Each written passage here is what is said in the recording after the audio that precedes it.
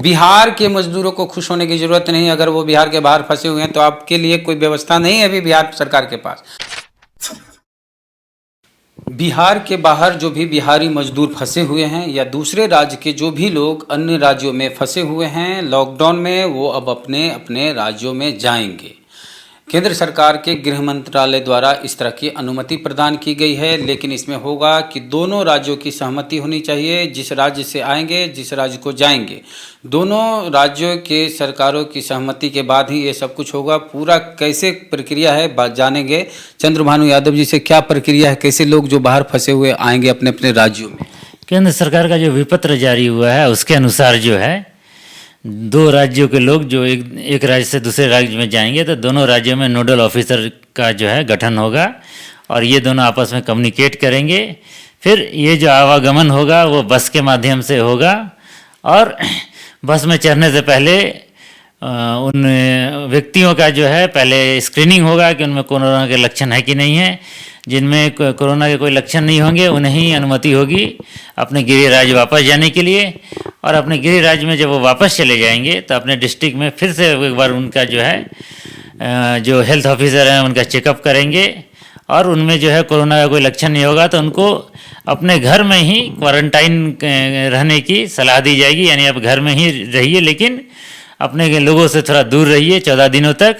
और जिनमें लक्षण पाए जाते हैं उनको स्टेट क्वारंटाइन सेंटर, जो कि बहुत सारे स्कूलों को बनाया गया है, वहाँ पर जो है 14 दिन के लिए रख के इलाज किया जाएगा। हाँ, यानी कि अगर आप बिहार के रहने वाले हैं, बिहार के बाहर कहीं भी महाराष्ट्र, तमिलनाडु, राजस्थान कहीं भी फंसे हुए हैं तो वहाँ से जब आप बिहार आएंगे तो आने से पहले आपकी स्क्रीनिंग की जाएगी कि आप में कोरोना के लक्षण हैं कि नहीं। अगर कोरोना के लक्षण हैं तो आपको वहीं रहना पड़ेगा, आपको आप नहीं आ सकते हैं। और अगर आप में कोरोना के लक्षण नहीं हैं तो एक ऐसे बस में रोडवेज से ही आप आएंगे, ट्रेन प्लेन की बात नहीं होगी, रोडवेज से आप आएंगे। जिस बस में आप आएंगे उस बस को पहले सैनिटाइज किया जाएगा, उसके बाद आपको उस बस में बैठाया जाएगा। डिस्टेंसिंग का ख्याल रखा जाएगा। ऐसा नहीं कि भेड़ बकरी की तरह आपको ठूंस के भेजा जाएगा, आपको डिस्टेंस बना के भेजा जाएगा। उसके बाद जब आप अपने राज्य पहुंचते हैं, जैसे कि बिहार पहुंचे, तो बिहार में अगर आप कुछ आरा जिले के रहने वाले हैं तो आरा में हेल्थ के जो अधिकारी हैं हेल्थ विभाग के, वो आपका टेस्ट करवाएंगे। टेस्ट में अगर आप पाए गए कि आप में कोरोना के लक्षण नहीं है तो आपको आपके घर भेज दिया जाएगा और कहा जाएगा कि अपने परिजनों से दूर अलग एक कमरे में रहें। और अगर आप में कोरोना के लक्षण पाए गए तो आपको क्वारंटीन सेंटर भेजा जाएगा, जो कि सरकारी होगा, किसी अस्पताल में भेजा जाएगा। अब नीतीश कुमार जो है, जो कह रहे थे कि हम किसी को घुसने नहीं देंगे अपने राज्य में, अब उनका नया पैतरा है कि हमारे पास बस नहीं है इसलिए हम जो है नहीं ला पाएंगे। यानी मतलब समस्या है अभी भी। जी, समस्या अभी भी, ठीक है। तो ये बात तो सही कहा नीतीश कुमार की, जो है बस नहीं है।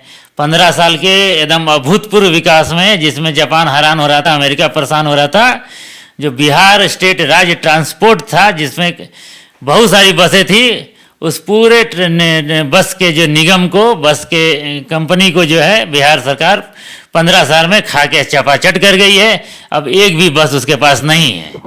जो भी बसें हैं बिहार राज्य ट्रांसपोर्ट में वो निजी बसें हैं। निजी बसों को मान्यता दी गई है कि आप चला सकते हैं। ऐसे में कई जो प्राइवेट बस के मालिक हैं वो अपने बसों को चलाते हैं, सरकारी बस नहीं है।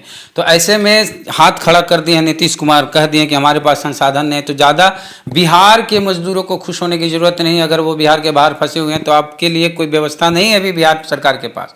अभी इसमें पता नहीं कितना वक्त लगेगा, इसलिए इस तरह से जो केंद्र सरकार के द्वारा अनुमति दी गई है, तो ऐसा नहीं कि अविलंब बिहार से हजारों बसें भेजी जाएंगी और आपको बिठा के लाया जाएगा। ऐसा कुछ नहीं होने जा रहा है।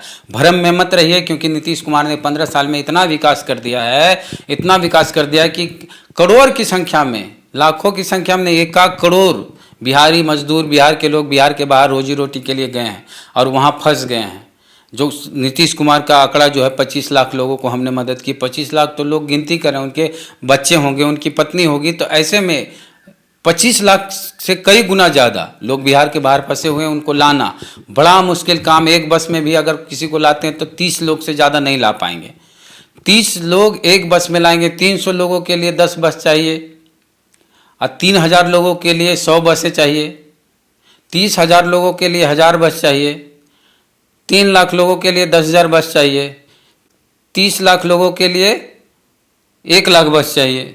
नीतीश कुमार जो है अखबार में इतना विकास किए 15 साल में कि लगता है कि बिहार की आधी आबादी जो है अपनी जान बचाने के लिए बिहार छोड़ के बाहर चली गई। हाँ, आप जो है अगर घूमिएगा कटिहार की तरफ या समस्तीपुर की तरफ, उनमें जो है कई कई गांव ऐसे मिलेंगे आपको जहां मर्द का एक भी आदमी जो है एक भी मर्द नहीं मिलेगा। ठीक है, सब के सब जो है अपना जीवन बचाने के लिए, भोजन के लिए जो है बिहार से बहुत दूर दिल्ली, कलकत्ता, बम्बई, मद्रास, कश्मीर, कन्याकुमारी जो है चले गए हैं। अब जो है ये विकास पुरुष का जो लबादा हो रहा था मीडिया के सहारे नीतीश कुमार, अब ये कह रहे हैं कि हमारे पास इतने पैसे नहीं हैं कि हम उन मजदूरों को जो बाहर फंसे हुए हैं, जिनके भोजन का पानी का संकट हो गया है, जो भूख से मरने के कगार पे हैं, उसको हम वापस बिहार ला सकें। ठीक है, इनको केवल बिहार के लोगों का वोट चाहिए और बिहार के लोग की ज़िंदगी नहीं चाहिए। जो लोग गए हैं वो वहीं मर जाएं, इनको कोई फर्क नहीं पड़ रहा है।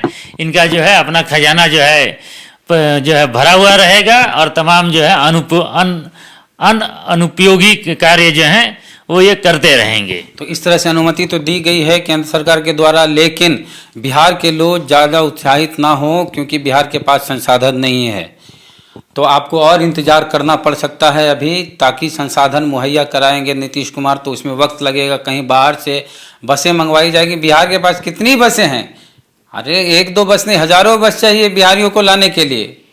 तो हो सकता है कि बाहर से भी बस मंगवानी पड़े दूसरे राज्यों से, तब जाके, क्योंकि एक बस अगर खुलती है और चेन्नई जाती है, 4-5 दिन चेन्नई जाने में लगेगा, 3-4 दिन आने में लगेगा।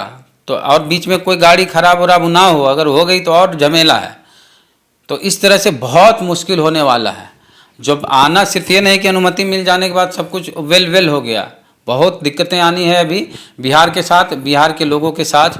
तो आप कहीं भी बिहार के बाहर फंसे हुए हैं तो हम आपके लिए उम्मीद करते हैं, हम आपके लिए दुआ करते हैं कि आप सब बहुत जल्द, जितना जल्द हो सके बिहार आ जाएँ और अपने घर में अपने परिजनों से मिले, घर के लोगों से थोड़ा दूरी बना के रखें, लेकिन घर पहुंच जाए। हमारी दुआ है आप लोगों के लिए और आपके लिए हम फिर से दुआ करते हैं। भानु जी कुछ और कहना चाहते हैं? जी, बिहार के लोग जो हैं इस खबर पे बहुत ज़्यादा खुश नहीं हो, इसलिए नहीं खुश हो क्योंकि आपका मुख्यमंत्री जो है अखबारी विकास पुरुष नीतीश कुमार है, समझे।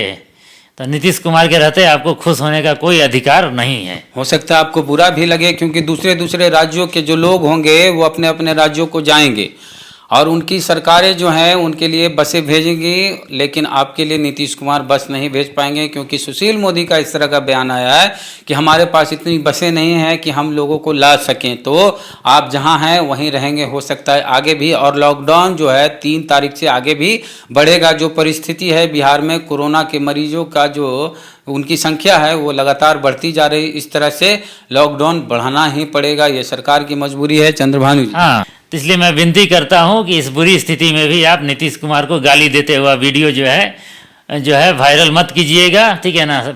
अपना जो है अपने भावनाओं पर नियंत्रण रखिएगा। तो आप जहाँ कहीं भी फंसे हुए हैं अगर हैं तो प्रतिक्रिया कमेंट बॉक्स में दीजिएगा कि आप कहाँ फंसे हुए, हो सके अपना मोबाइल नंबर भी दीजिएगा ताकि अगर विशेष परिस्थिति हो तो हम आपसे संपर्क करें। आपका वीडियो अगर हमें मिल सके तो वो भी हम जारी करना चाहेंगे, बशर्ते आप अपने वीडियो में नीतीश कुमार जी को गाली ना दें। और अगर आप फेसबुक पे ये देख रहे हैं वीडियो तो पेज को लाइक करें, यूट्यूब चैनल पे वीडियो देख रहे हैं तो चैनल को ज़रूर सब्सक्राइब करें और आगे भी इस तरह से हम आपके साथ जुड़े रहेंगे। चलते हैं। जय भीम, जय भारत।